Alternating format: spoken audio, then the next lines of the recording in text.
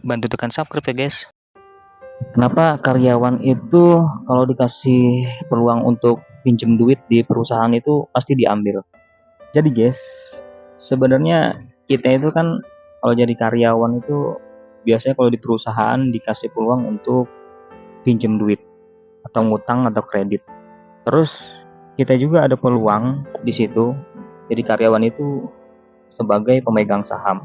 Nah, kebanyakan ngambil porsi sebagai karyawan yang pembiayaan atau kredit di perusahaan.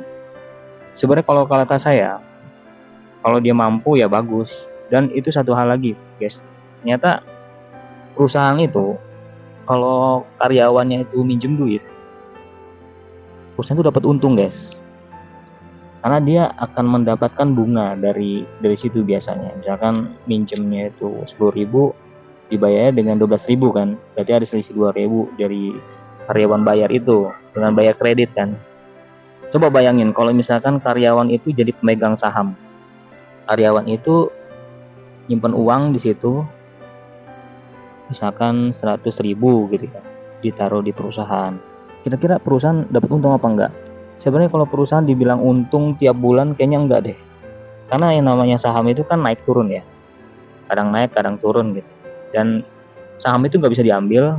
Terus sifatnya itu hanya sebagai inilah bumper lah gitu ya, bumper perusahaan gitu ya.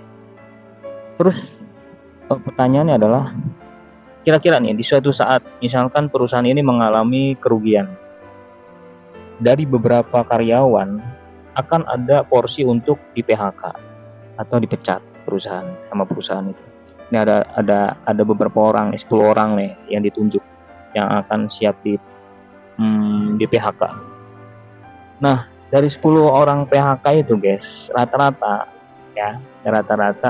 kalau saya perhatikan itu orang-orang yang karyawannya itu bukan pemegang saham, tapi karyawan yang pembiayaan atau yang tukang kredit atau ngutang di perusahaan tersebut.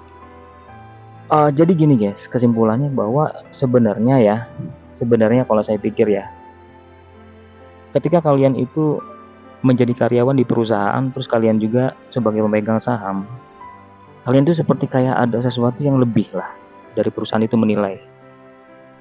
Perusahaan itu walaupun gak dapat untung langsung tiap bulan dari saham itu gitu ya, tapi performa kalian itu, karyawan itu di perusahaan gitu ya. Jadi ini kita bicara tentang karyawan pemegang saham. Ya kan ada juga karyawan yang pemegang saham, yang TBK juga ada gitu. Itu beda guys menilainya. Dia performanya lebih baik dibandingkan karyawan yang pembiayaan. Ya tahu sendiri ya, saya nggak tahu ya, ini image yang berlaku di negara kita atau di mana-mana gitu ya. Pokoknya saya perhatikan, ketika kalian itu saya pemegang saham di sana gitu, itu kelihatannya lebih gimana gitu ya, lebih hebat gitu dibandingkan saya minjem di sana gitu, pembiayaan kan lebih apa ya, gimana gitu ya. Jadi itu sebenarnya penilaian dan budaya di kita guys.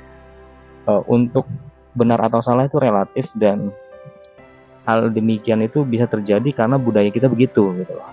Jadi kalian itu bisa menyesuaikan dengan budaya yang ada. Kita nggak bisa bilang itu benar, itu salah, itu enggak juga kok. Ini begini, ya itu mah terserah ya, itu argumentasi masing-masing gitu ya. Tapi kalau kata saya, kalau kalian pengen bertahan di sebuah perusahaan, ada semut guys, lebih baik kalian itu kalau misalkan ada sahamnya terbuka atau TBK, lebih baik kalian jadi karyawan TBK juga. Karena apa? Karena nanti perusahaan itu akan menghitung. Nah, kalau misalkan yang pemegang saham dipecat gitu, jadi perusahaan akan berpengaruh, nanti diambil sahamnya. Nah, kalau misalkan begitu kan faktor 10 orang, 100 orang begitu ya agak-agak lumayan ini ya, berpengaruh terhadap perusahaan tersebut gitu. Tapi kalau misalkan pembiayaan nih, dipecat nih karyawan, ya paling utang aja gitu, nanti ditagih kan tetap karyawannya. Ya itu bedanya, itu aja guys menurut saya guys. Jadi kalian bisa mengambil porsi sebagai karyawan juga sebagai pemegang saham. Menurut saya begitu guys. Semoga bermanfaat.